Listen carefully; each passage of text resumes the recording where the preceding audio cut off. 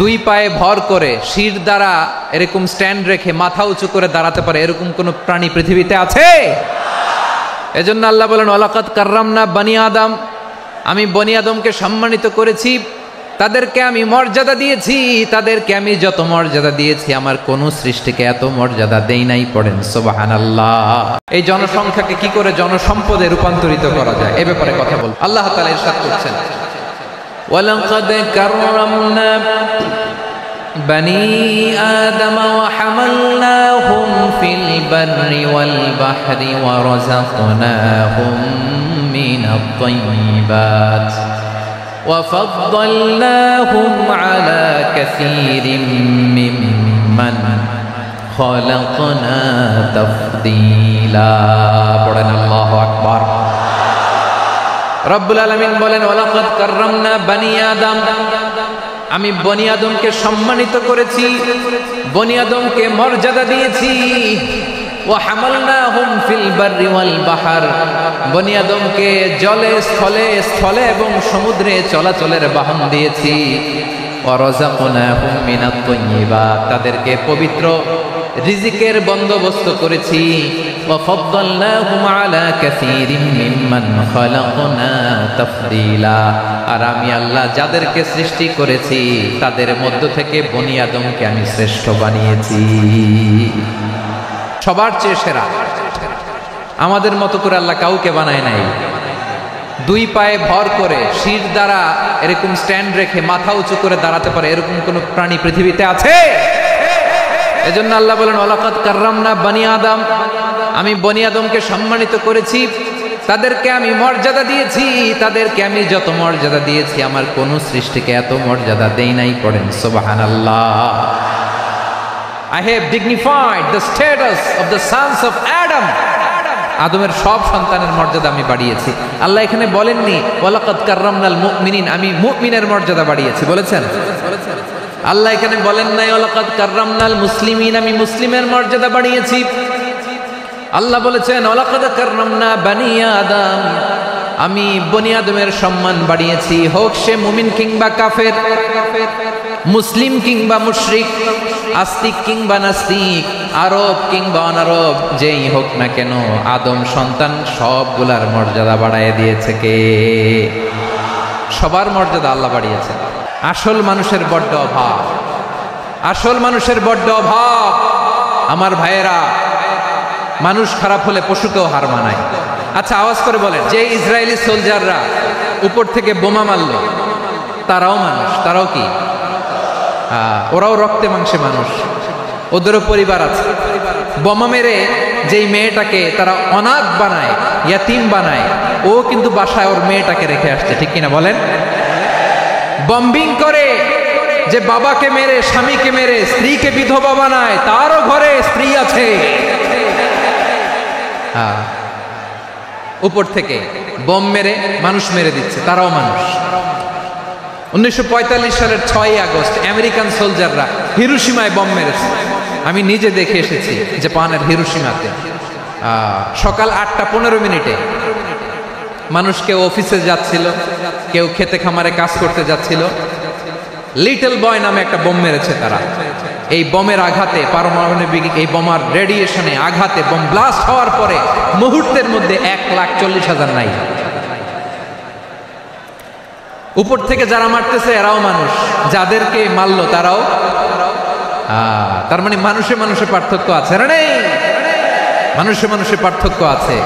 নাক কান চোখ মুখ থাকলেই মানুষ নয়। বাড়ছে জনসংখ্যা, কমছে মানুষ, চিল্লায় বলো ঠিক কিনা? ভালো মানুষ যারা জগৎটাকে এনলাইটেন করবে, যারা সত্যের বীর সেনানী হয়ে দাঁড়াবে, যারা সত্যের পক্ষে কথা বলবে, যারা জালিমের মসনদকে ভেঙে খানখান করে দেবে, এরকম হওয়ার দরকার আছে না নাই? এরকম ভালো মানুষ আমরা হতে চাই কি চাই না? মানুষকে যত্ন নিলে মানুষ যে কত ভালো হয় আপনি কল্পনাও করতে পারবেন না। মানুষকে নার্চারিং করলে, মানুষকে পলিশ করলে, মানুষকে গ্রুমিং করলে, মানুষকে সঠিক তারবিয়া দিলে মানুষ অনন্য হয়ে ওঠে। প্রতিটি মানুষ অনন্য। আমি অনন্য, আপনি অনন্য, আমরা সবাই অনন্য। সুবহানাল্লাহ বলেন। মানুষকে আল্লাহ তাআলা দিয়েছেন অসীম ক্ষমতা। অসীম ক্ষমতা। সুবহানাল্লাহ। একটা মানুষ পারে না এমন কিছু নাই, বিশ্বাস করতে হবে। মানুষ যা কল্পনা করতে পারে ওইটা মানুষ করে দেখাতে পারে। তুমি তোমার কল্পনার রাজ্যকে সাজাও, তোমাকে হারাতে পারে এমন কোন শক্তি আল্লাহর জমিনে না। তোমার কি শক্তি, কি সম্ভাবনা তুমি জানোই না মিয়া। তুমি এদিকে তাকাও কেন? তোমার রাস্তা তো ওই দূরে। তুমি কোথায় যাবে, আল্লাহ তোমার টেনে কোথায় নিয়ে যাবে তুমি কিছুই জানো না। প্ল্যান বিগ, ড্রিম বিগ, কল্পনার শক্তিকে বড় করো। মানুষ যা কল্পনা করতে পারে মানুষ তা করে দেখাতে পারে। মানুষের কাছে অসাধ্য কিছু নাই, মৃত্যু ছাড়া, এক্সেপ্ট ডেথ। মৃত্যু ছাড়া মানুষ সবকিছুকে জয় করতে পারে। মানুষের শুরুটাই হয় বিজয় দিয়ে। হারার জন্য তোমার জন্মই হয় নাই, তুমি আসছই জিতার জন্য। সুবহানাল্লাহ।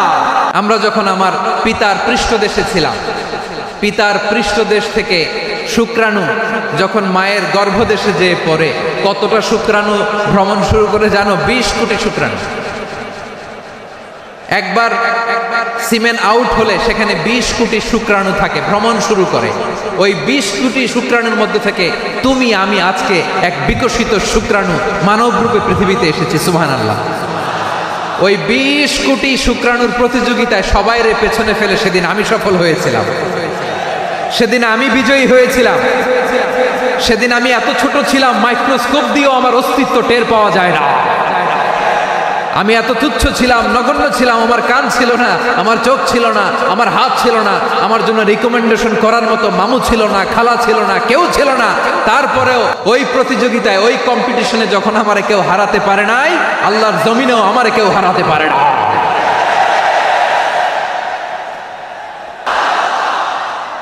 বিশ্বনবী বলেন, আন্নাসু মাআদিন কামাআদিনিয যাহাবি ওয়াল ফিদ্দা খিয়ারুহুম ফিল জাহিলিয়াতি খিয়ারুহুম ফিল ইসলাম। Peoples are like mines of gold and silver. সোনার খনি, রূপার খনি, এর চেয়ে বড় খনি হচ্ছে এই মানব সম্পদের খনি। আওয়াজ করে বলেন আল্লাহু আকবার। আল্লাহ তাআলা এই সম্পদ আমাদেরকে দিয়েছে। বিশ্বনবী বলেন, মানুষ হচ্ছে খনির মতো। খিয়ারুহুম ফিল জাহিলিয়াতি খিয়ারুহুম ফিল ইসলাম। জাহিলি যুগে যারা সেরা, ইসলামেও তারা সেরা। ইদা ফাকুহু, যদি তারা বুঝবান হয় তাহলে তাদেরকে সেরা বানায় দিবে কে? তাহলে মানুষের চেয়ে সেরা কেউ হতে পারে? মানুষের চেয়ে অনন্য কেউ হতে পারে? মানুষকে কেউ হারাতে পারে? আওয়াজ করে বলো, তোমাকে কেউ হারাতে পারবে? এই সাহস জাগছে আজকের আলোচনা থেকে। আমি তুমি অনন্য, আমাকে তোমাকে হারায়া দেওয়া এত সহজ না, ঠিক কিনা? একটা কথা জীবনের সাথে সেট করে নিতে হবে, আমি জিতি নয় শিখি, আমি কখনো হারি না। তাহলে বিশ্বনবী বললেন, নাসু মাআদিন, মানুষ হচ্ছে খনি। এই খনির যত্ন নিতে হবে। মা বাবা যারা এসেছেন, আপনার ছেলে মেয়ের যত্ন নেন। আপনার ছেলের মধ্যে যে কি পটেনশিয়াল আপনি জানেন না। আপনার এই ছোট্ট অবুঝ ছেলেটাই আগামী দিনের শায়েখ আহমদুল্লাহ হবে। আপনার হেফজখানায় পড়া ওই ছোট্ট ছেলেটাই আগামী দিনের আল্লামা মামুনুল হক হবে। আপনার ওই ছেলেটা আমির হামজা হবে, আব্দুল হাই সাইফুল্লাহ হবে। এভাবে বড় বড় আলেম হবে, তারা যুগশ্রেষ্ঠ আলেম হবে। সেই একদিন এই বাংলাদেশের পার্লামেন্টে যে বক্তব্য দিয়ে যশোরের পক্ষে কথা বলবে। আপনি জানেন না, কাউকে ছোট করবেন না আপনি। ওর কনফিডেন্স আপনি কমাবেন না, আপনি কমাতে পারেন না। প্যান্ডেলে আমার যে মা বোনেরা আছেন, ছেলে মেয়েদেরকে কখনো ছোট করে কথা বলবেন না। ও যে কোথায় যাবে আপনি জানেন না। আপনি মা হয়ে তাকে সাহস দিবেন, তার কল্পনার জগৎটাকে সাজাতে তাকে উৎসাহিত করবেন, ঠিক কিনা বলেন? আর আমার প্যান্ডেলের আমার প্রিয় শ্রদ্ধাশীলা মায়েরা বোনেরা, আপনারা তো আরো দামি সম্পদ। আল্লাহ আল্লাহ আল্লাহ। বিশ্বনবীর কথার ওজন দেখেন, আদ-দুনিয়া কুল্লুহা মাতা ওয়া খায়রু মাতা'আদ দুনিয়াল মারআতুস সালিহা। বিশ্বনবী বলেন, দুনিয়ায় যা দেখো সব আল্লাহর দেওয়া অ্যাসেট, মানে সম্পদ। আর এত অ্যাসেটের ভিড়ে সবচাইতে শ্রেষ্ঠ সম্পদ হচ্ছে নেককার নারী। সুবহানাল্লাহ।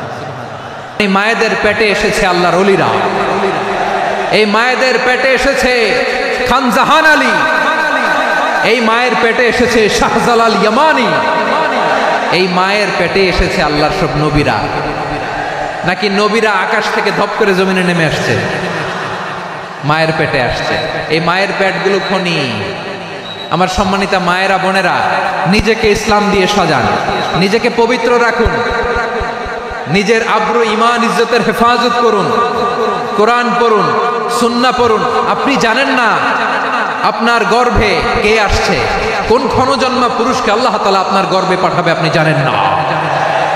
মায়েরা নিজেদেরকে পবিত্র রাখুন, ইসলাম চর্চা করুন, কোরআন চর্চা করুন, নৈতিকতা দিয়ে নিজেকে সাজান।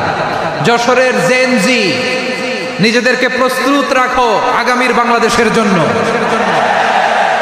নৈতিকতা, মোরালিটি, ভ্যালিউজ দিয়ে নিজেকে সাজাও, ইসলাম দিয়ে নিজেকে সাজাও, কারণ আগামীর বাংলাদেশ ইসলামের বাংলাদেশ।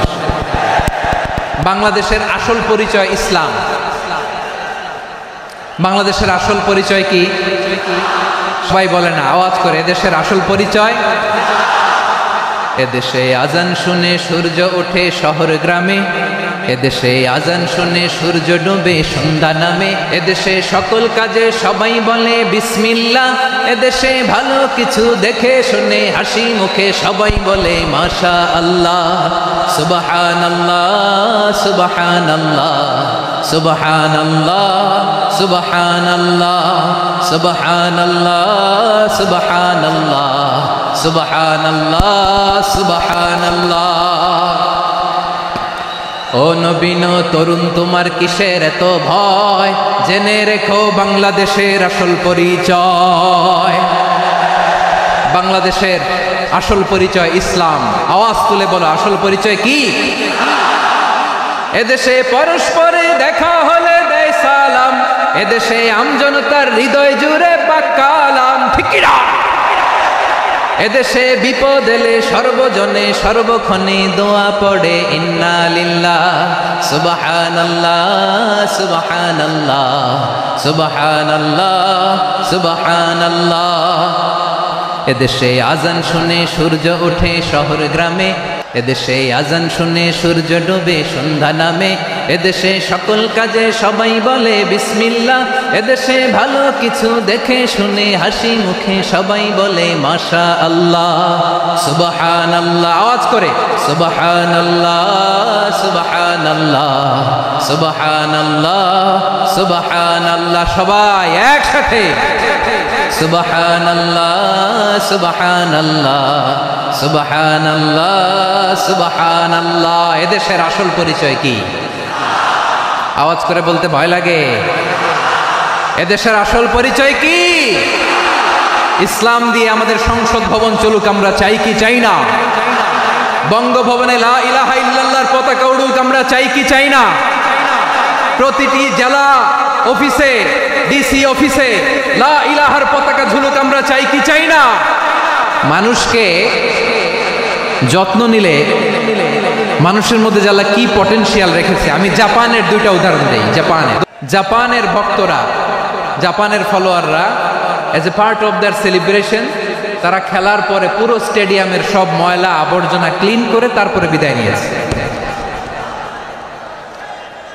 তাদেরকে কি ক্লিন করার দায়িত্ব দেওয়া হয়েছিল? তারা কি স্টেডিয়ামের পরিচ্ছন্নতা কর্মী?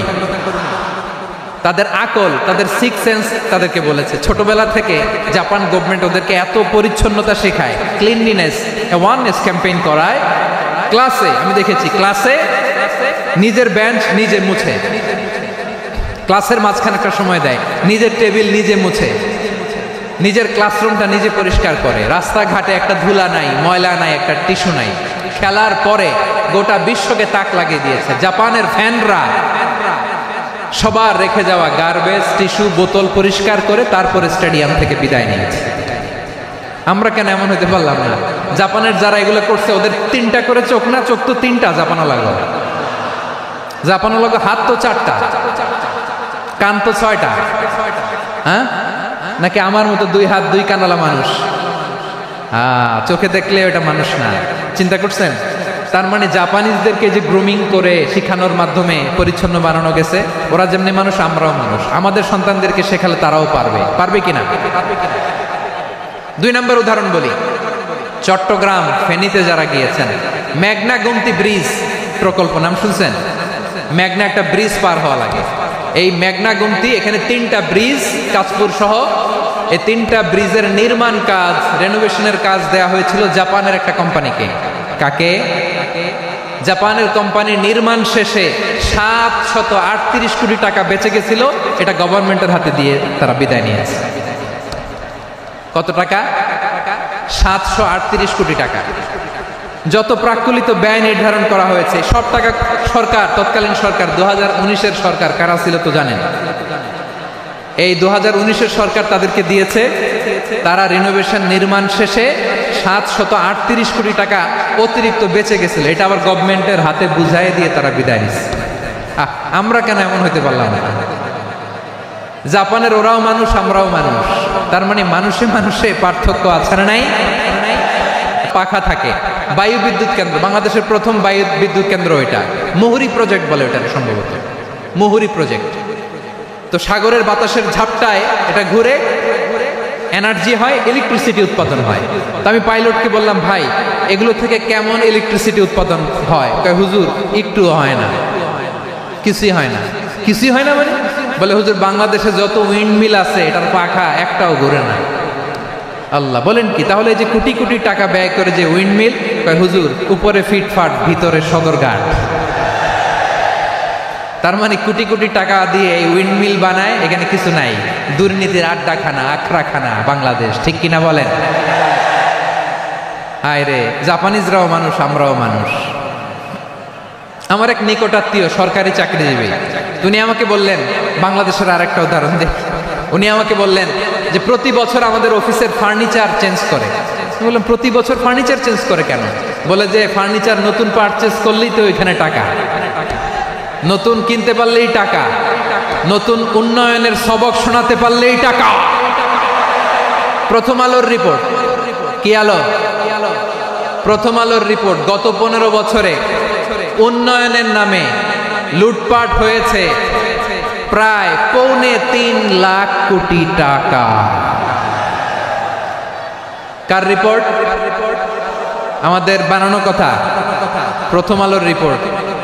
গত 15 বছরে কারা ছিল জানেন তো? হ্যাঁ, শুধু ওনাদেরকেই দোষ দিয়ে লাভ নাই। স্বাধীনতার পর থেকে শুধু শাসকের হাত বদল হয়েছে, আমরা কিছু পাই নাই, ঠিক কিনা বলেন? আমরা এরকম চাই না। জাপানের মানুষও মানুষ, আমরাও মানুষ। সিদ্ধান্ত আপনার, কোন মানুষ হবেন, ভালো মানুষ না খারাপ মানুষ? আসুন আমরা সিরাতের আয়নায় বিশ্বনবীর জীবনী থেকে দেখি তিনি কিভাবে হিউম্যান রিসোর্সকে ম্যানেজ করতেন। বিশ্বনবী, he was a very good talent hunter, চৌকস ট্যালেন্ট হান্টার ছিল। কার মধ্যে কি ট্যালেন্ট আছে দেখলেই বুঝে ফেলতেন। সুবহানাল্লাহ পড়বেন না? কি নবী আমরা পেয়েছি! He was a very good talent hunter. আমার নবী তিনি চৌকস ট্যালেন্ট হান্টার ছিলেন। কার মধ্যে কি প্রতিভা বের করতেন, ওই প্রতিভাকে ইসলামের কল্যাণে কাজে লাগাতেন। যাকে যেই জায়গায় সেট করলে ভালো হবে তাকে ওই জায়গায় সেট করতেন। কয়েকজন সাহাবীর জীবনী শোনাই। আবু মাহজুরা রাদিয়াল্লাহু তাআলা আনহু, মক্কার মুয়াজ্জিন, আগে ছিল মুশরিক, পরে হইছে মুমিন। উনি কিভাবে মুমিন হইলেন এই ঘটনাটা একটু আপনাদের শোনাতে চাই। আবু মাহজুরা রাদিয়াল্লাহু তাআলা আনহু কিভাবে মুসলিম হলেন, আওয়াজ করে শুনেন। হুনাইনের যুদ্ধ, 8ম হিজরি, বিষ্ণু ঈসা ইসলাম হুনাইনের যুদ্ধ শেষে ফিরতেছেন। পথিমধ্যে বেলাল রাদিয়াল্লাহু তাআলা আনহু আজান দিচ্ছেন। কি দিচ্ছেন? তো পাশে ছিল মুশরিকদের একটা পল্লী, কিছু মুশরিক তরুণ, কিছু অমুসলিম কিশোর, তারা আজানকে ব্যঙ্গ করতেছে। আমাদের বাংলায় মুখ ভেঙ্গানো বলে আর কি। বেলাল রাদিয়াল্লাহু তাআলা আনহু আজান দিচ্ছেন, ওই বাচ্চাগুলো মুশরিক, তো ওরা আজানকে ব্যঙ্গ করতেছে, বিকৃতি করে ওরাও আজান দিচ্ছে। উদ্দেশ্য হচ্ছে আজানকে নিয়ে ঠাট্টা করা। উদ্দেশ্য কি? ঠাট্টা করা। ব্যাপারটা মনে কষ্ট পাওয়ার মতো ব্যাপার না? কিন্তু বিশ্বনবী ওইখানে দেখেন কি খুঁজলেন। বিশ্বনবী খেয়াল করলেন অমুসলিম কিশোরদের মধ্য থেকে একটা কিশোরের গলাটা বড় দরাজ গলা, কণ্ঠটা বড় সুন্দর। খেয়াল করে দেখলেন যে কিছু কিশোর বেলালের আজানকে ব্যঙ্গ করে, বিকৃতি করে, কিন্তু একজনের কণ্ঠ দেখতে পাচ্ছেন না এত দূরে, কিন্তু কণ্ঠটা বড় সুন্দর, দরাজ গলা। বিশ্বনবী সাহাবীদেরকে বললেন, ধরো এগুলারে, ধরো। সবগুলারে ধরে বিশ্বনবীর সামনে আনা হলো। ওরা হাঁটু গেড়ে বসলো। বিশ্বনবী বললেন, তোমাদের মধ্যে কে যেন ব্যঙ্গ করে আজান দিচ্ছিল, তার গলাটা বড় উঁচু, গলার বেসটা বড় মজবুত, মেলোডিয়াস, সুমধুর কণ্ঠ। কে? আবু মাহজুরা বলে, আমার বন্ধুরা সবাই আমার দিকে আঙ্গুল দেখায়, আমি পড়ে গেছি বিপদে। রাসূল সাল্লাল্লাহু আলাইহি ওয়াসাল্লাম বাকি অমুসলিম তরুণদেরকে ছেড়ে দিলেন, বললেন তোমরা যাও। এবার আবু মাহজুরারে পাইছে। আবু মাহজুরার চুলের মধ্যে হাত দিলেন বিশ্বনবী, মাথায় হাত দিয়ে বললেন এবার আজান দাও দেখি। আবু মাহজুরা বলে আমি তো আজান দিতে জানি না, কারণ আমি তো বেলালেরটা শুইনা দিছি, আমার তো মুখস্থ নাই, আমি তো আজান দিতে জানি না। বিষ্ণু বললেন জানো না, তাহলে আসো আমি তোমারে শিখাই দেই। সুবহানাল্লাহ পড়েন। আবু মাহজুরা হাঁটু গেড়ে বসে বিশ্বনবীর মোবারক হাত আবু মাহজুরার চুলের মধ্যে। বিশ্বনবী আজানের মুআল্লিম আবু মাহজুরাকে বলতেছে ঠিক আছে তোমারে শিখাই দিচ্ছি, আমি যা যা বলবো আমার সাথে সাথে বলো, পারবা? আবু মাহজুরা বলে পারবো। বিশ্বনবী আজান দিচ্ছেন মাথায় হাত দিয়ে, আল্লাহু আকবার আল্লাহু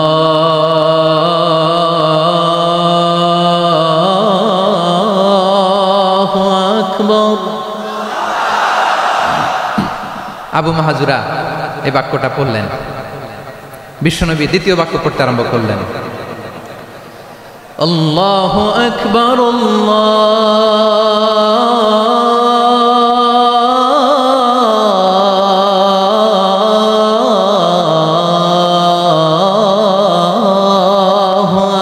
আকবার। আবু মাহজুরা এই বাক্যটাও বললেন। বিশ্বনবী আবু মাহজুরার মাথার মধ্যে হাত দিয়ে তৃতীয় বাক্য বললেন, আশহাদু আল্লা ইলাহা ইল্লাল্লাহ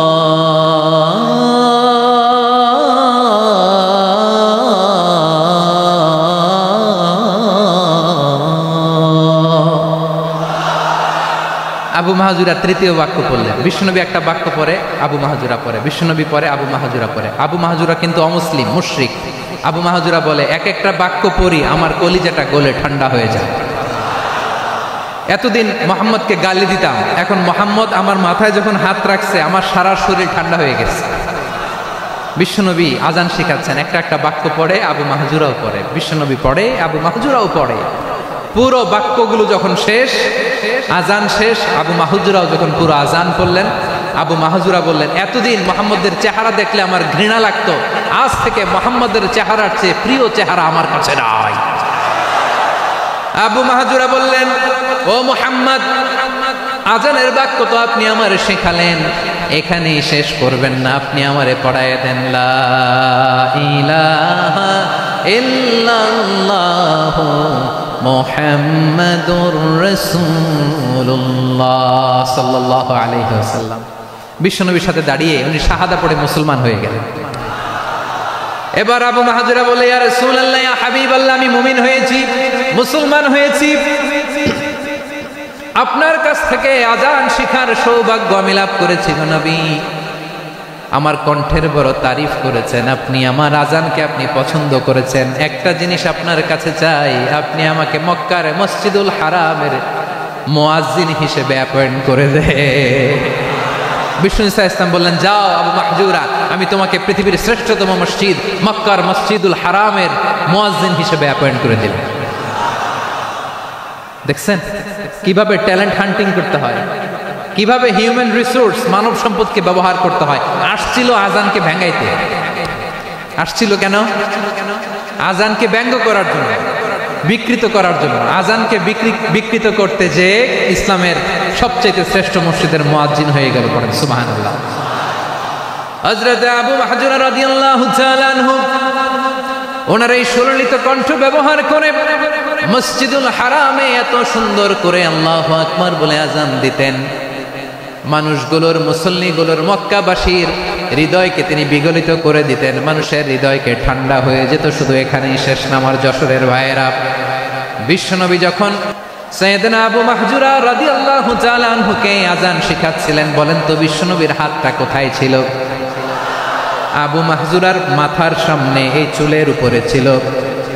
আবু মাহজুরা ওই স্মৃতিটাকে ধারণ করবার জন্য, ওই স্মৃতিকে বহন করার জন্য বিশ্বনবীর মোবারক হাত আবু মাহজুরার কপালের চুলের যেই জায়গায় লেগেছে, মৃত্যুর আগের দিন পর্যন্ত আবু মাহজুরা মাথার ওই চুলে কোনোদিন ছুরি আর কামার লাগায় না, সেখানে কেচি লাগায় নাই, চুলের মধ্যে খুর লাগায় নাই। আবু মাহজুরা ডান দিকের চুল কাটতো, বাম দিকের চুল কাটতো, পেছনের চুল কাটতো, সামনের চুল কাটতো না। আবু মাহজুরা রাদিয়াল্লাহু তাআলা আনহুর সামনের চুলগুলো বড় হতে হতে যখন এত বড় হয়ে যায়, তিনি চুলগুলো পেঁচিয়ে মাথার মধ্যে রাখতেন, তারপরে তিনি পাগড়ি পরতেন। সবাই জিজ্ঞেস করতো, আবু মাহজুরা এটা আবার কেমন স্টাইল? দেখতে তোমার কি বিদঘুটে লাগে? কেমন অড লাগে, কেমন খারাপ দেখা যায়? মক্কায় এমন কোন মানুষ তো দেখি নাই ডানে চুল কাটে, বায়ে চুল কাটে, পেছনে চুল কাটে, সামনে কাটে না। ওরে আবু মাহজুরা কেমন দেখা যায় তোমারে? তুমি সামনের চুল কাটো না কেন? আবু মাহজুরা বলে, আমি হাঁটু গেড়ে পেয়ারা নবীর সামনে বসেছিলাম, আমার এই মাথার চুলের মধ্যে মুবারক হাত লাগিয়ে বিশ্বনবী নিজে আমাকে আজানের প্রতিটা বাক্য শিক্ষা দিয়েছেন। বিশ্বনবীর মোবারক হাত, পবিত্র হাত আমার মাথার চুলের যেই জায়গায় লেগেছে, আমি চাই ওই চুলগুলা নিয়ে আমি আমার কবরের ভিতরে যাব। সাইয়েদনা আবু মাহজুরা রাদিয়াল্লাহু তাআলা আনহু ইন্তেকালের আগের পর্যন্ত মাথার সামনের চুলগুলা কাটে নাই। মাথার সামনের চুল তিনি কাটেন নাই। সুবহানাল্লাহ বিহামদি। কেমন ভালোবাসতেন বিশ্বনবী সাহাবীদেরকে, সাহাবারা কেমন ভালোবাসতেন বিশ্বনবীকে। সামনের চুলগুলো বড় হতে হতে এত বড় ছিল, পেঁচিয়ে রেখে পাগড়ি করতেন, কাটতেন না। নবীর হাত লেগেছিল। সুবহানাল্লাহ পড়েন। তাহলে হোয়াট ইজ দ্য লেসন?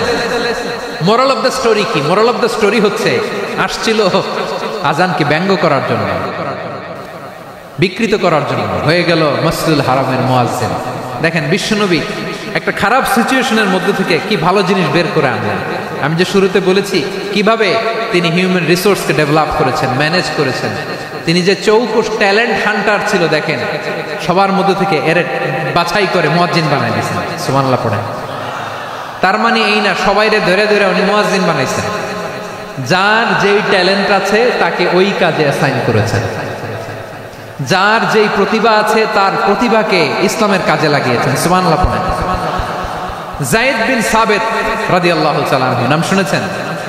বিশ্বনবী দেখলেন মদিনার এই আনসারী সাহাবী হাইলি ট্যালেন্টেড, ইন্টেলেকচুয়াল, মেরিটোরিয়াস, জ্ঞানের প্রতি তার আকর্ষণ, মারাত্মক আকর্ষণ। বিশ্বনবী তাকে দায়িত্ব দিলেন, কোরআন যা নাজিল হয় তুমি লিখো। কাতিবুল ওহী বানায় দিলেন। সুবহানাল্লাহ।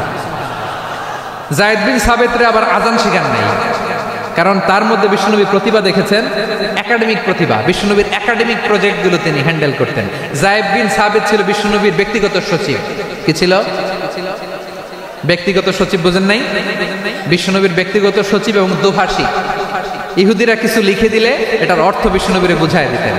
আবার ইহুদিদের কাছে কিছু লিখতে হলে তিনি লিখে দিতেন। বিশ্বনবী একদিন বললেন, ইন্নী ওয়াল্লাহি মা আমানু ইয়াহুদা আলা কিতাব। ইহুদিরা যে চিঠি পাঠায় অর্থ তো বুঝি না, আরেক ইহুদি আইনে অর্থ করা লাগে। আবার ইহুদিদের কাছে কিছু লিখে পাঠাইতে চাইলে আমরা তো লিখতে পারি না, ইহুদিরে দিয়ে লেখা লাগে। ওরা যে পয়রা শোনায় লিখে দেয়, আমি ওদের বিশ্বাস করি না। আমার নিজের একজন লোক দরকার। বিশ্বনবী এই যায়েদ বিন সাবিতকে চুজ করলেন ল্যাঙ্গুয়েজের জন্য। উনি বললেন, যায়েদ তোমার সফট স্কিলকে ডেভেলপ করতে হবে, তুমি হিব্রু ল্যাঙ্গুয়েজ শিখে ফেলো। যায়েদ বিন সাবিত বলল, বিশ্বনবীর মোটিভেশন আর ইন্সপিরেশন পেয়ে আমি 15 দিনে ইহুদিদের এই হিব্রু ল্যাঙ্গুয়েজ শিখে ফেললাম। শুধু শিখে ফেললাম না, হাত্তা হাদিকতু, even I became master in the language. এই ভাষা আমি পারদর্শী হয়ে গেলাম। এরপরে ইহুদিরা চিঠি লিখে পাঠালে আর কোনো ইহুদি ডাকা লাগতো না, আমি নবীর এটার অর্থ শুনে পরে বুঝাই দিতাম। আবার ইহুদিদের কাছে চিঠি লেখা লাগলে আমি যায়েদ বিন সাবিত চিঠি লিখে দিতাম। সুবহানাল্লাহ। দেখেন এত সাহাবীর মধ্যে থেকে বিশ্বনবীর একাডেমিক প্রজেক্ট, ব্যক্তিগত সচিব, দোভাষী হিসেবে তিনি যায়েদ বিন সাবিতের মতো তরুণকে নির্বাচিত করেছেন। কেমন ট্যালেন্ট হান্টার ছিল আমার নবী। সুবহানাল্লাহ পড়বেন না? বিশ্বনবীর ইন্তেকালের পরে সাইয়েদনা আবু বকর রাদিয়াল্লাহু তাআলা আনহু যখন খলিফা হয়ে আসলেন, কোরআনকে সংকলনের দায়িত্ব দেয়া লাগবে, কোন সাহাবীকে দিবেন? সব সাহাবারা মিলে পরামর্শ করলেন। সাইয়েদনা আবু বকর, উমর সবাই মিলে এই বিশাল কোরআন সংকলনের গুরু দায়িত্ব বিশ্বনবীর ব্যক্তিগত সচিব, বিশ্বনবীর দোভাষী, বিশ্বনবীর সিলেক্ট করাই লোক যায়েদ ইবনে সাবিত রাদিয়াল্লাহু তাআলা আনহুকে দিয়েছে। এই যে আজকের যে কোরআন পড়েন, এটা আগে এরকম ছিল না। কোরআন নাজিল হলে সাহাবারা উটের চামড়ায় লিখে ফেলতো, উটের চ্যাপ্টা হাড্ডির মধ্যে লিখে ফেলতো। গাছের গুড়ির মধ্যে লিখে ফেলতো, বিভিন্ন জনের কাছে ছড়ানো ছিটানো ছিল। আবু বকর রাদিয়াল্লাহু তাআলা আনহু একসাথে করলেন, পরবর্তীতে উসমান রাদিয়াল্লাহু তাআলা আনহু একসাথে করলেন। 114 সূরার এখন এই মুসহাফ, এই কম্পাইলেশন, এই কপি আমরা পেয়েছি, যার হিউজ কন্ট্রিবিউশন ছিল। এই পুরো কোরআন কম্পাইলেশনের প্রজেক্ট ম্যানেজার ছিল যায়েদ বিন সাবিত রাদিয়াল্লাহু তাআলা। কোরআন কম্পাইলেশনের প্রজেক্ট ম্যানেজার, দেখেন উনারে মাথায় হাত দিয়ে আজান শেখায় নাই, সুবহানাল্লাহ কইবেন না?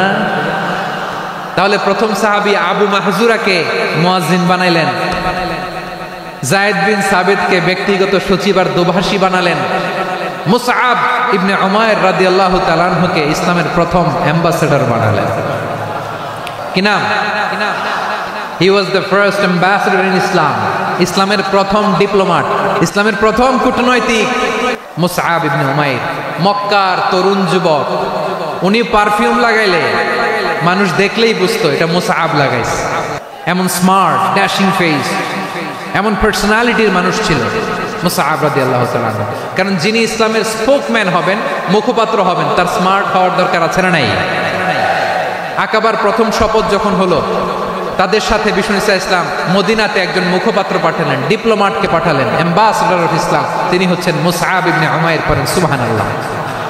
জুমার বিধান নাজিল হয়েছে, কিন্তু মক্কায় পরিবেশ নাই জুমা পালনের। বিষ্ণু ইসলাম একজনকে দিয়ে খবর পাঠালেন, যাও মদিনায় মুসাবকে যে বলো, মুসাব তো আমার শিক্ষক, আমার স্পোকম্যান, মদিনাতে যেন তারা জুমা কায়েম করে। বিশ্বনবীর আগেই মুসআব মদিনার মুসলিমদেরকে নিয়ে মদিনায় প্রথম জুমা কায়েম করে ফেলছে। কোন সুবহানাল্লাহ। ডিপ্লোম্যাটদের কেমন হইতে হয়, অ্যাম্বাসেডরের কেমন হইতে হয়, মুসআব রাদিয়াল্লাহু তাআলা আনহুর কাছ থেকে শিখে নাও। তাহলে মুসআব রাদিয়াল্লাহু তাআলা আনহুকে বিশ্বনবী ল্যাঙ্গুয়েজ শিখান নাই, সফট স্কিল শিখান নাই। যায়েদ রাদিয়াল্লাহু তিনি হিব্রু ল্যাঙ্গুয়েজ শিখেছেন, সুরিয়ানি শিখেছেন, কিন্তু মুসআবকে তিনি বানিয়েছেন the spokesman of Islam, the first diplomat, the ambassador of Islam. আব্দুল্লাহ ইবনে আব্বাস রাদিয়াল্লাহু তাআলা আনহু বিশ্বনবীর কাজিন, চাচাতো ভাই। আবার মাইমুনা রাদিয়াল্লাহু তাআলা আনহু, মাইমুনা নবীর স্ত্রী, তিনি ছিলেন আব্দুল্লাহর আপন খালা। তো নবীর বউ যদি ওনার খালা হয়, নবী তার কি খালু, তাহলে সম্পর্ক অনেক গভীর। কাজিন আবার খালু, ছোট্ট মানুষ, তাই রাতে মাঝে মাঝে ঘরে থাকতো। বিশ্বনবী দেখলেন আব্দুল্লাহ যেহেতু আমার ঘরে ঢুকতে পারে, আব্দুল্লাহরে এই উম্মতের বড় শিক্ষাবিদ বানাইতে হবে। তাই আব্দুল্লাহ ইবনে আব্বাসকে বিশ্বনবী হাতে কলমে শিক্ষা দিয়েছেন। তো বিশ্বনবী রাতে যখন তাহাজ্জুদ পড়তেন, ছোট্ট আব্দুল্লাহ ঘরে থাকতো, বুঝতে পেরেছেন? ছোট্ট মানুষ তো ঘরে থাকতো। তো বিশ্বনবী তাহাজ্জুদের জন্য একবার দাঁড়িয়েছেন, ছোট্ট আব্দুল্লাহ ওযু করে দাঁড়াইছে। আচ্ছা বলেন তো, ইমাম আর মুসল্লি মোট যদি দুইজন হয়, একজন ইমাম একজন মুসল্লি, তো মুসল্লি ইমামের কোন দিকে দাঁড়াবে? ডানে দাঁড়াবে। ছোট্ট আব্দুল্লাহ বুঝে নাই, বিশ্বনবী তাহাজ্জুদ শুরু করেছেন, উনি একতেদা করছেন আর দাঁড়াইছেন বায়ে। কোথায় দাঁড়িয়েছেন? আব্দুল্লাহ বলেন, যখন আমি বায়ে দাঁড়ালাম, আখাযা রাসূলুল্লাহ সাল্লাল্লাহু আলাইহি ওয়াসাল্লাম উযুনি আল ইউমনা ইয়াফতিলুহা, বিশ্বনবী নামাজরত অবস্থায় আমার কান ধরে টেনে আমার ডান দিকে এনে দাঁড় করায় দিলেন। পড়েন সুবহানাল্লাহ। দেখেন হাতে কলমে শিক্ষা। আর জীবনে ভুলাবে? কথা কয় না, আর ভুলাবে? আর ভুল হবে না। এভাবে বিশ্বনবীর অনেক সঙ্গ পেয়েছেন, সফর করেছেন, একই বাহনে বসেছেন, এক বাহনে বসে লম্বা নসিহত করেছেন। আব্দুল্লাহ, চাইতে হলে আল্লাহর কাছে চাও, সাহায্য চাইতে হলে আল্লাহর কাছে সাহায্য চাও। মনে রাখো, গোটা বিশ্বের সবাই যদি তোমার সাহায্য করতে চায়, ততটুকুই করতে পারবে যতটুকু আল্লাহ তোমার নসিবে রেখেছে। গোটা বিশ্ব যদি তোমার বিরুদ্ধে ষড়যন্ত্রে দাঁড়িয়ে যায়, ক্ষতি ততটুকু করতে পারবে যতটুকু তোমার জন্য বরাদ্দ আছে, এর বাইরে কিছু করতে পারবে না। আওয়াজ করে বলেন ঠিক কিনা? এভাবে হাতে কলমে শিখিয়েছেন, বিশ্বনবীর সঙ্গ পেয়েছেন। উনাকে বিষ্ণু ইসলাম শিক্ষাবিদ, এডুকেটর অফ দিস উম্মাহ হিসেবে সিলেক্ট করেছেন, হাতে কলমে শিখিয়েছেন। বিশ্বনবী একবার প্রকৃতির ডাকে সাড়া দিয়ে এসেছেন। এখন কি করতে হবে? নামাজের জন্য ওযু করতে হবে। বিশ্বনবী এসেই দেখেন ওযুর বদনায় পানি ভরা, খুশি হয়ে গেলেন, বললেন কে রেখেছে পানি? একজন বলল আব্দুল্লাহ রেখেছে। বিশ্বনবী অত্যন্ত খুশি হলেন, খুশি হয়ে একটা দোয়া করলেন, বললেন আল্লাহুম্মা ফাক্কিহু ফিদ্দীন ওয়া আল্লিমহু তা'ওয়ীল। আল্লাহ, তুমি আব্দুল্লাহকে দ্বীনের বুঝ দিও আর কোরআনের তাফসির শিক্ষা দিও। বিশ্বনবীর এই দোয়া এমন লাগছে, উনি রাইসুল মুফাসসিরিন, এই পৃথিবীতে যত মুফাসসির ছিল, যত মুফাসসির আসবে, সকল মুফাসসিরের সম্রাট হিসেবে স্বীকৃত হয়েছেন। আব্দুল্লাহ ইবনে আব্বাস, বিশ্বনবী ওনারা আজান শিখান নাই, বিশ্বনবী ওনারা ল্যাঙ্গুয়েজ শিখান নাই, বিশ্বনবী ওনারা অ্যাম্বাসেডর বানান নাই, হাতে কলমে শিক্ষা দিয়েছেন। ছোট্ট মানুষ বিশ্বনবী ইন্তেকাল করলেন, আবু বকরের সময় গেল, ওমরে ফারুকের খেলাফত, তখনও তিনি তরুণ। ওমরে ফারুক রাদিয়াল্লাহু তাআলা আনহু ওনার ক্যাবিনেট মিনিস্ট্রির বৈঠকে এই আব্দুল্লাহ ইবনে আব্বাসকে পাশ দিয়ে বসায় রাখতেন। বয়স্ক সাহাবারা এটা পছন্দ করতো না, তারা বলতো ঘটনা কি, আব্দুল্লাহর মতো ছেলে নাতি আমাদের আছে, এরা কেন রাখে ওমরে ফারুক?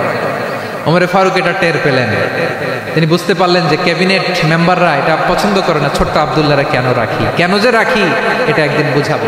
একদিন মিটিংয়ে তিনি সবাইকে বললেন, ইদা জাআ নাসরুল্লাহি ওয়াল ফাত। এই আয়াত দ্বারা উদ্দেশ্য কি বলেন তো মুরব্বী সাহাবীরা?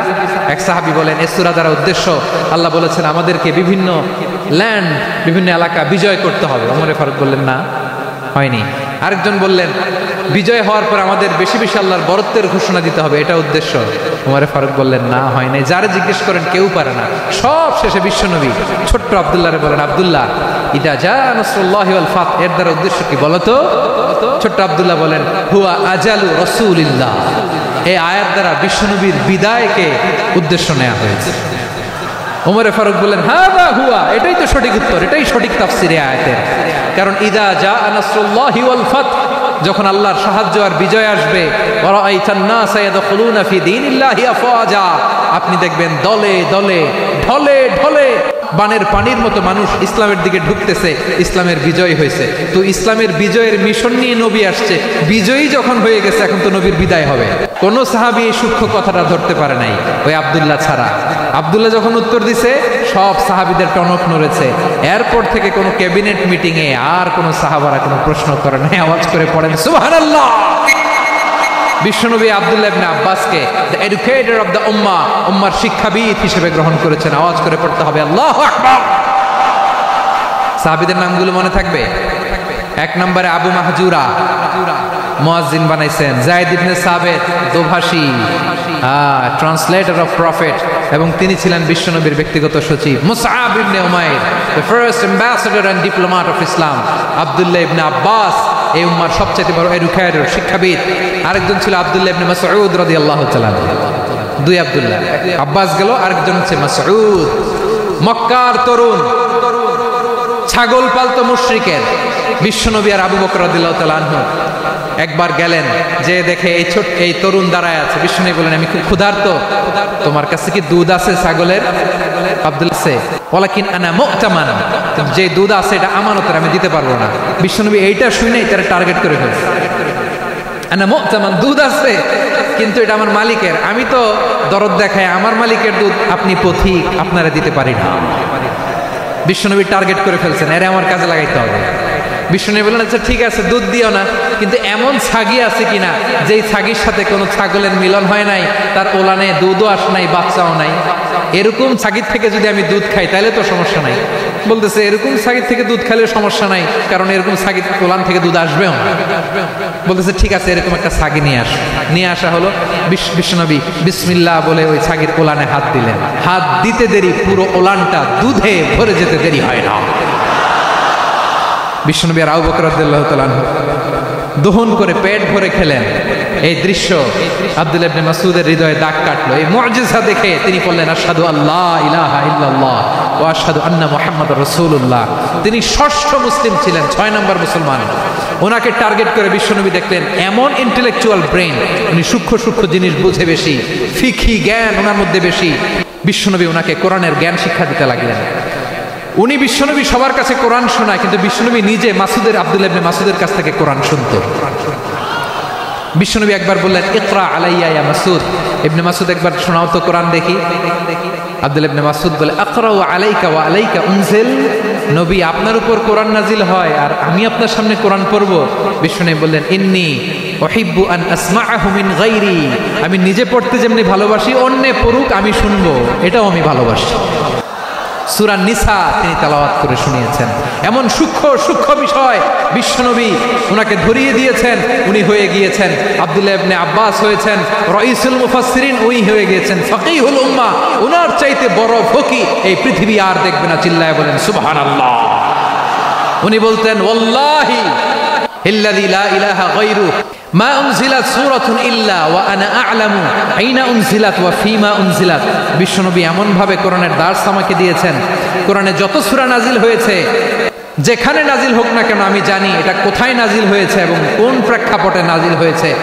এমন একটা সূরা নাই যে সূরার কোথায় নাজিল হয়েছে আমি মাসুদের জানা নাই, কোন প্রেক্ষাপটে নাজিল হয়েছে আমার জানা নাই। এরকম ঘটবে না, চিল্লায় বলেন আল্লাহু আকবার।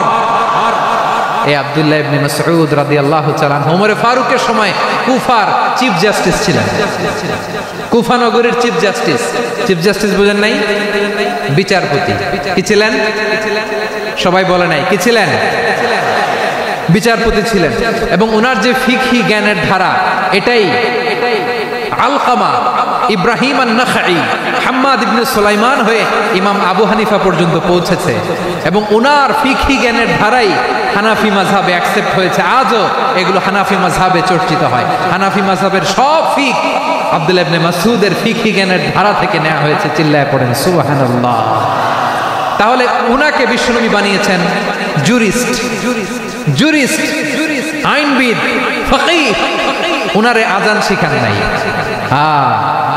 হিউম্যান রিসোর্স ডেভেলপমেন্ট কিভাবে করবেন, মানব সম্পদের উন্নয়ন কিভাবে করতে হয়, কিভাবে যার যেখানে প্রতিভা কাজে লাগাতে হয় উনি দেখিয়েছেন। সুবহানাল্লাহ পড়বেন না?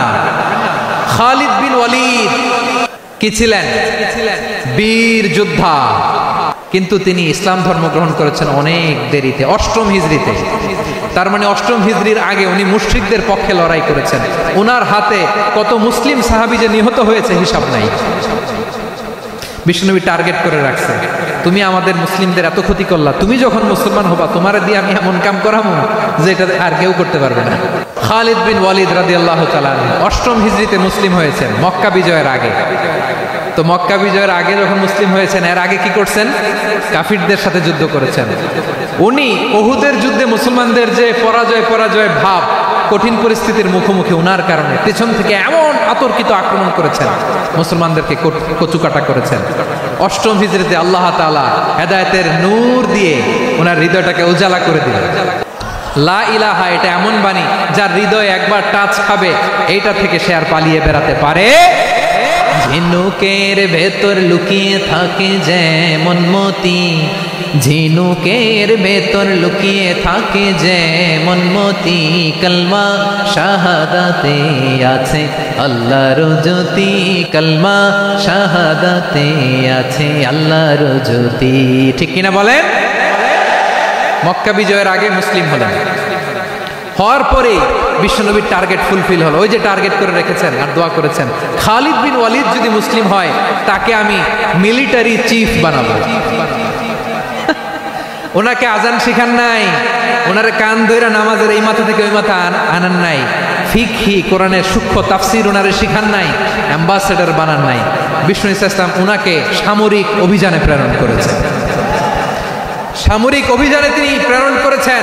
ওনার জীবদ্দশায় ওনার নেতৃত্বে যতগুলো যুদ্ধ হয়েছে একটা যুদ্ধেও তিনি পরাজয় বরণ করেন না। ওমরে ফারুকের সময়কালে তিনি চিফ অফ মুসলিম মিলিটারি মানে মুসলিম সেনাপতি হয়েছেন।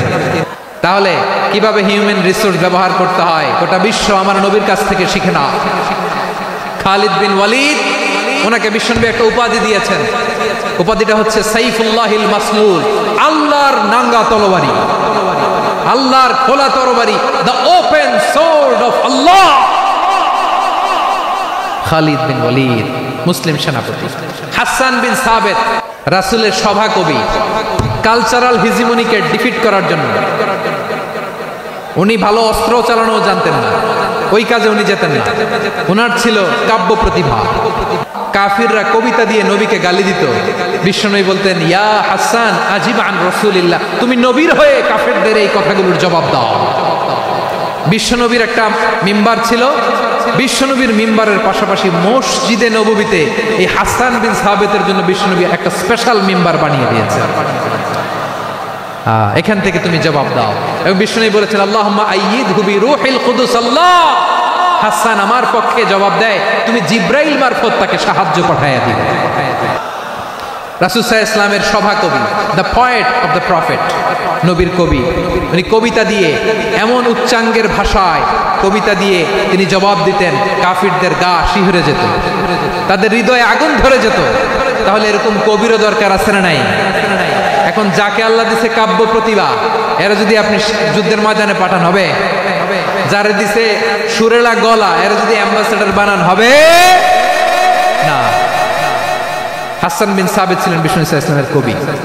হুযায়ফা ইবনুল ইয়ামান বিষ্ণুনবীর গোয়েন্দা বিভাগের প্রধান। কিসের প্রধান? হুযায়ফা ইবনুল ইয়ামান, ওনার ছিল ডিটেকটিভ মাইন্ড, গোয়েন্দা বিভাগের প্রধান। এবং উনি হচ্ছেন সাহিবু সিররি রাসূলিল্লাহ, রাসূল সাল্লাল্লাহু আলাইহি ওয়াসাল্লামের গোপন তথ্যের ধারক বাহক। নবীর যেই কথা কেউ জানে না, সব হুযায়ফার পেটের ভিতরে ছিল। সুবহানাল্লাহ পড়েন। মদিনার যত ইহুদিদের একটা লিস্ট ছিল, এই লিস্ট শুধু দুইজন জানতো, বিশ্বনবী আর হুযায়ফা। গোয়েন্দা বিভাগের হেড ছিল। খন্দকের যুদ্ধে প্রচন্ড আজকের মতো শৈত্য প্রবাহ, মাটি খনন করতে করতে সাহাবীদের পেটে ক্ষুধা নাই, দাঁড়াইতে পারে না নামাজের জন্য, এত ক্লান্ত, ক্ষুধা, ক্লান্ত, শ্রান্ত। বিশ্বনবী বললেন, কে আছো? এই কঠিন শীত, এই ভয় আর ক্ষুধার মধ্যেও খন্দকের পরীক্ষার টপকে শত্রু শিবিরে যে আমাকে তথ্য দিবা, কে আছো? কারো গায়ে শক্তিই নাই যে দাঁড়াবে, কেউ দাঁড়ায় না। বিশ্বনবী তখন নিজে হুযায়ফাকে ডাক দিলেন, হুযায়ফা, যে আমাকে আজকে শত্রু শিবিরের তথ্য এনে দিবে, সে জান্নাতে আমার মোরাফাকে আমার সঙ্গী হবে। হুযায়ফা রাদিয়াল্লাহু ইবনুল ইয়ামান জীবনের ঝুঁকি নিয়ে এই ক্ষুধা, শৈত্য প্রবাহ, কোল্ড ওয়েভসকে উপেক্ষা করে পরীক্ষা টপকে শত্রু শিবিরে যে সবার কথাগুলো চুপে চুপে শুনে বিশ্বনবীর দরবারে এসে গোয়েন্দাদের মতো তথ্য সরবরাহ করেছে। বিশ্বনবীর গোয়েন্দা বিভাগের প্রধান হুযায়ফা ইবনুল ইয়ামান ইন্টেলিজেন্স বিভাগ চালাতেন। মুনাফিকদের নাম ওনার কাছে ছিল। মুআয ইবনে জাবাল মদিনা রাষ্ট্রের সবচেয়ে সিনিয়র আমলা ছিলেন। আমলাতন্ত্র চিনেন তো? প্রশাসনিক কাজ যারা চালায়, অ্যাডমিনিস্ট্রেশন বুঝেন না? The department of administration. মদিনার রাষ্ট্রের সিনিয়র আমলা মুআয ইবনে জাবাল মুতাখাসসিসুন ফিল হালাল ওয়াল হারাম, হালাল হারামের স্পেশালিস্ট ছিলেন। বিশ্বনবী উনাকে ইয়ামানের গভর্নর করে পাঠাইছেন। বলেছেন, ইন্নাকা তা'তি কওমান আহলা কিতাব, এমন গোষ্ঠীর কাছে যাবা ইহুদি নাসারা, আগে শাহাদা পড়লে এরপরে নামাজের দাওয়াত দিও, নামাজ পড়লে যাকাতের দাওয়াত দিও। গভর্নরের অ্যাটিটিউড যেমন থাকে তেমন অ্যাটিটিউড ধরে রেখে। সুবহানাল্লাহ পড়েন। তাহলে মুআয ইবনে জাবালকে দিয়ে বিশ্বনবী কবিতা লেখায় নাই, চিঠি লেখায় নাই, আজান দেওয়ায় নাই। সুবহানাল্লাহ পড়বেন না? সব শেষ সাহাবী বলি আবু হুরায়রা রাদিয়াল্লাহু তাআলা, বিড়ালের বাবা, কি করতেন? খালি হাদিস মুখস্থ করতেন। উনি বলতেন, আলজামু রাসূলুল্লাহ আলা মিল ইবাতনি, আমার শুধু পেটের ক্ষুধার বন্দোবস্ত হইলে আমি নবীর সঙ্গ ছাড়তাম না। আমার আনসার সাহাবারা ক্ষেত খামারের কাজ করতো, আমার মুহাজির সাহাবারা ব্যবসা করতো, আর আমি নবীর সাথে সাথে থাকতাম। শুধু সকাল বিকাল দুই বেলা যদি আমার খাবারের বন্দোবস্ত হয়, আমি আর নবীর লক ছাড়ি না। সুবহানাল্লাহ কইবেন না? 5374টা হাদিস তিনি বর্ণনা করেছেন। সবচেয়ে বেশি হাদিস বর্ণনাকারী সাহাবী। হাদিস প্রিজার্ভেশনের কাজে বিশ্বনবী ওনাকে কাজে লাগিয়েছেন। উনি একদিন বলেন, ইয়া রাসূলুল্লাহ আসমাউ মিনকা কাসীরান ফালা আহফাজু, নবী অনেক কথা শুনি আমার মনে থাকে না। বিষ্ণু বললেন, তাই? উবসুত রিদাক, তোমার চাদরটা বিছাও। আবু হুরায়রা বিছালেন, বিশ্বনবী হাত বুলায় দিলেন, এরপরে অনেক হাদিস বর্ণনা করলেন। আবু হুরায়রা বলে, তারপর থেকে বিশ্বনবী যাই বর্ণনা করে আমি শুনি আর একটাও বলি না। এখন সুবহানাল্লাহ। বিশ্বনবী ওনাকে হাদিস প্রিজার্ভেশন, নবীর এই যে লক্ষ্য হাদিস প্রিজার্ভেশনের এই দায়িত্ব দিয়েছেন সাইয়েদনা আবু হুরায়রা রাদিয়াল্লাহু তাআলা আনহুকে। প্রিয় ভাইরা, তাহলে 10 জন সাহাবীর কথা যে বললাম, আপনারা কি খেয়াল করেছেন কত বড় ট্যালেন্ট হান্টার, চৌকস ট্যালেন্ট হান্টার ছিল আমার নবী। এক একজনের এক এক ট্যালেন্ট, এক এক কাজে অ্যাসাইন করেছেন, এক একজনকে এক এক দায়িত্ব দিয়েছেন, এক একজনের প্রতিভাকে এক একভাবে বিকশিত হওয়ার সুযোগ দিয়েছেন। আওয়াজ করে বলেন ঠিক কি না? এখন আমার পর্দার আড়ালে আমার মায়েরা বলবে, এতগুলো পুরুষ সাহাবীর কথা বললো, নারী সাহাবীরা কি কিছু করে না? হ্যাঁ, একজন নারী সাহাবীর কথা বলে মোনাজাত হবে, দোয়া ছাড়া কেউ যাব না। রুফাইদা আল আসলামিয়া রাদিয়াল্লাহু তাআলা আনহা, ওনার বাবার নাম সাআদ আল আসলামি। বিশ্বনবী কি খেয়াল করলেন দেখেন, সাআদ ছিল মদিনার বড় ডাক্তার। এই নারী সাহাবী রুফাইদা বাবার কাছ থেকে চিকিৎসা বিদ্যা শিখেছেন। যখন শিখছে বিশ্বনবী দেখলেন আমার তো প্রতি সপ্তাহে সপ্তাহে যুদ্ধে আহত সাহাবীদের সেবা দিবে কে? বিশ্বনবী রুফাইদাকে বললেন, রুফাইদা তুমি মসজিদে নববীর পাশে একটা মেডিকেল ক্যাম্প করো। এই যে সাকিনা আদ্দিন মেডিকেলের আমার ছাত্রী বন্ধুরা, শুনে রাখো তোমাদের আইকন হচ্ছে রুফাইদা আল আসলামিয়া। বিশ্বনবীর ডিরেকশন অনুযায়ী তিনি মসজিদে নববীর পাশে একটা মেডিকেল ক্যাম্প করলেন এবং আহত সাহাবাদের চিকিৎসা উনি ওনার টিম নিয়ে দিতেন। বিশ্বনবীর পরামর্শে উনি আনসারি এবং মুহাজির মহিলা সাহাবীদেরকে নিয়ে একটা স্পেশাল মেডিকেল টিম গঠন করলেন। খায়বার যুদ্ধে 7ম হিজরিতে যখন বিশ্বনবী যায়, উনি ওনার টিম নিয়ে আসলেন, বললেন ইয়া রাসূলুল্লাহ আমরা তো তলোয়ার চালাতে পারি না, আমরা তো তীর মারতে পারি না, আপনি যদি অনুমতি দেন খায়বার অভিযানে আমি আমার টিম নিয়ে মেডিকেল টিমের সেবাটা সার্ভিসটা দিতে চাই। পড়েন সুবহানাল্লাহ। বিশ্বনবী অনুমতি দিলেন, যোদ্ধা সাহাবীদের সাথে রুফাইদা আল আসলামিয়া উনিও মেডিকেল টিম নিয়ে অগ্রসর হলেন। খায়বারের প্রতিটা আহত ইনজুর্ড সাহাবী যারা ইনজুরির শিকার হয়েছেন সবাই রুফাইদা আল আসলামিয়ার এই মেডিকেল ক্যাম্প থেকে চিকিৎসা সহায়তা পেয়েছেন। সুবহানাল্লাহ পড়েন। দেখেন কিভাবে বিশ্বনবী ট্যালেন্ট বাছাই করতেন, আপনি অবাক হবেন। বাহরাইনের মেডিকেল ইউনিভার্সিটিতে রুফাইদা আল আসলামিয়া মেডিকেল প্রাইজ অ্যাওয়ার্ড প্রতি বছর দেওয়া হয়। যদি 8 দিনের এই মেডিকেল আমার বোনেরা যদি জেনে থাকো জানো, না হলে নতুন করে জানো, সার্চ দিও রুফাইদা আল আসলামিয়া মেডিকেল অ্যাওয়ার্ড বাহরাইনের ইউনিভার্সিটিতে দেওয়া হয়। প্রিয় ভাইয়েরা, তাহলে আলোচনার সামারি আমরা করি। বিশ্বনবী যেভাবে হিউম্যান রিসোর্সকে ম্যানেজ করেছেন, যার যেখানে প্রতিভা কাজে লাগিয়েছেন, আমরাও যদি করি আমাদের বাংলাদেশের চিত্র আমরা পাল্টে যেতে পারবো। আমরা শুরুতে শুনেছি মানুষের আছে অসীম সম্ভাবনা, প্রতিটা মানুষ অনন্য, যত্ন নিলে যথাযথ পরিচর্যা করলে মানুষ বিশ্ব জয় করতে পারে, ঠিক কিনা? আমাদের হাফেজে কোরআনের সামনে দাঁড়াতে পারে এমন কোনো হাফেজে কোরআন আল্লাহর জমিনে জন্ম হয় না। গোটা বিশ্ব কাঁপিয়ে তারা সেরা, আমাদের ক্রিকেটাররা সেরা, আমাদের তৈরি পোশাক শিল্প সেরা, এরকম অনেক অনেক সেরা জিনিস আছে, আমরা এগুলোর নার্চারিং করতে পারি না, পরিচর্যা করতে পারি না, সঠিক তারবিয়াতের অভাব। তাহলে মানুষের অসীম সম্ভাবনাকে কাজে লাগাতে হবে, ঠিক কিনা বলেন? ইউনুস গভর্নমেন্টকে আমি বলবো, অল্প সময়ের জন্য আপনারা এসেছেন, সংস্কারও করতে হবে, আবার নির্বাচনও করতে হবে। সব সংস্কার হতে করতে পারবেন না, যতটুকু পারবেন এর মধ্যে আমাদের যে হিউজ ম্যান পাওয়ার, আমাদের যে মানব সম্পদ, হিউম্যান রিসোর্স, এটাকে ডেভেলপ করে আপনাদের যেতে হবে। যেটা পারবেন না সেটাকে পরবর্তী নির্বাচিত গভর্নমেন্টের কাছে রেখে যেতে হবে, যে তারা যেন করে, তাদের কাছে আপনারা এটা রেখে যাবেন। তাহলে মানুষ চাইলে বিশ্ব জয় করতে পারে, আর মানুষকে হারাতে পারে কেউ? আল্লাহ আমাদেরকে জনসংখ্যা দিয়েছেন প্রিয় ভাইয়েরা, এই জনসংখ্যা অনেক বড় সম্পদ, এটা আমাদের জন্য অভিশাপ নয়, আশীর্বাদ। আমাদের জনসংখ্যাকে যদি আমরা জনশক্তিতে রূপান্তর করতে পারি, আজকে বাংলাদেশ যে অবস্থানে দাঁড়িয়ে আছে, বাংলাদেশ তার 20 গুণ উন্নতির শিখরে চলে যাবে। চিল্লায় বলো ঠিক কিনা? আমাদের শ্রমিক ভাইয়েরা বাইরে কাজ করে, আমাদের শ্রমজীবী ভাইয়েরা, প্রবাসীরা, তাদের ব্যাপারে গুরুত্ব দিতে হবে। আমাদের শ্রমের দাম সবচেয়ে কম, সবচেয়ে কম। তারা এম্বাসিতে গুরুত্ব পায় না, এয়ারপোর্টে গুরুত্ব পায় না, এই সরকার অবশ্য তাদেরকে অনেক গুরুত্ব দিচ্ছে। আমাদের অদক্ষ শ্রমিককে যখন আমরা দুবাই পাঠাই অল্প বেতন পায়, কিন্তু ইন্ডিয়ানরা দক্ষ শ্রমিক পাঠাইলে তার 3 গুণ বেতন পায়। আমরা আমাদের শ্রমিকদেরকে অদক্ষভাবে আর পাঠাতে চাই না, দক্ষ শ্রমিক পাঠিয়ে আমরা রেমিটেন্সের বন্যা বইয়ে দেব। তাদেরকে সবচেয়ে গুরুত্ব দিতে হবে। আমরা পেয়েছি ফ্রিডম ফাইটার, মুক্তিযোদ্ধা, আর আমার প্রবাসী ভাইরা হচ্ছে রেমিটেন্স ফাইটার। জোরে বলো ঠিক কিনা? তাহলে আমাদের এই জনশক্তিকে জনসম্পদে ট্রান্সফর্ম করতে হবে। সরকার জনগণকে এভাবে পলিশ করতে হবে। মা বাবারা ছেলে মেয়েদের মধ্যে কার কোন যোগ্যতা তাকে ওইভাবে কাজে লাগাতে হবে। সবার এ প্লাস পাওয়ার কোনো দরকার নেই। আমাদের দেশে একটা টেন্ডেন্সি আছে, পরীক্ষায় এ প্লাস না পাইলে তুই কি করলি, পাশের বাড়ির ছেলে এ প্লাস পাইছে, যা ওর পা ধোয়া পানি খা। খাওয়া নাই, এগুলার খাওয়া নাই, ওরে আল্লাহ এ প্লাস পাওয়ার জন্য বানাইছে, আর আপনার ছেলেকে এই এ প্লাস গুলারে নিয়ন্ত্রণ করার জন্য আল্লাহ বানাইছে। ওকে দিয়ে আল্লাহ কি করবে আপনি জানেনই না। একটা A+, একটা A গ্রেড একটা মানুষের জীবনকে ঠিক করে দিতে পারে না।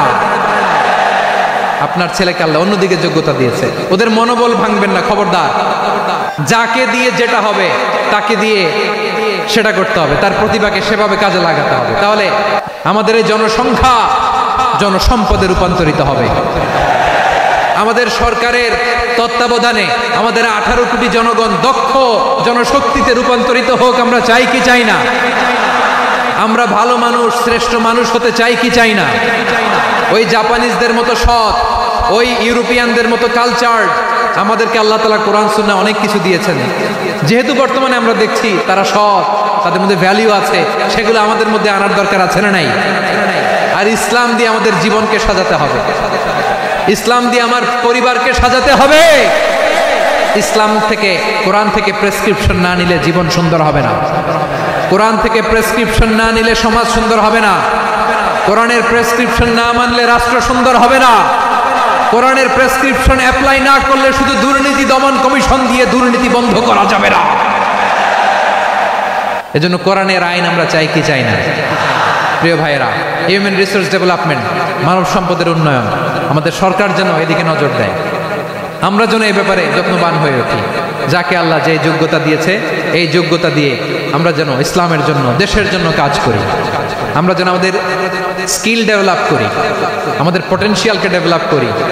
মোরালিটি, ভ্যালিউজ নিয়ে শায়েখ আহমদুল্লাহ আলোচনা করেছেন, এগুলো দিয়ে যেন আমরা আমাদেরকে সাজাই। আল্লাহ তাআলা আমাদের দেশকে তুমি নিরাপদ করো, আমরা পড়ি আমিন। আল্লাহ আমার 18 কোটি জনগণকে তুমি জনশক্তিতে রূপান্তরিত করো, আমিন। আল্লাহ আমরা হাতে হাত রেখে, কাঁধে কাঁধ মিলিয়ে, ভাইয়ে ভাইয়ে যেন এই দেশকে গড়তে পারি, আল্লাহ তুমি তৌফিক দান করো, আমরা পড়ি আমিন। আসুন আমরা আমাদের জনসংখ্যাকে জনসম্পদে ট্রান্সফর্ম করি। আমাদের জনসংখ্যাকে আমরা যেন জনশক্তিতে রূপান্তরিত করি। জনসংখ্যাকে ট্রান্সফর্ম করে জনশক্তি দিয়ে আমরা যেন আগামীর বাংলাদেশ, স্বাধীন বাংলাদেশ 2.0 কে গড়ে তুলি। আল্লাহ তাআলা আমাদের সবাইকে কথাগুলো বোঝার, আমল করার তৌফিক দান করুন। হাযা মা ইনদি ওয়াল ইলমু ইনদাল্লাহ আলাইহি তাওয়াক্কালতু ওয়া ইলাইহি উনীব।